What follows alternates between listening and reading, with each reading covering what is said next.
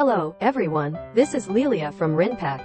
Are you still worrying about how to make your product stand out from the crowd? Let's explore the differences between digital printing and gravure printing. Digital printing has no plate making fees and a low minimum order quantity. It's perfect for customers who need various designs, small-sized bags, or a small number of bags.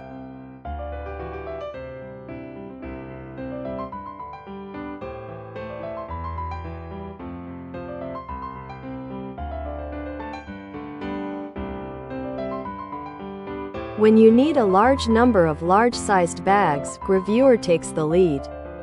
Printed bags have more vivid colors compared to digital printing. Choose the right printing method based on your needs. For more questions, please feel free to contact me. We'll be right here waiting for you. Thank you for watching. See you next time.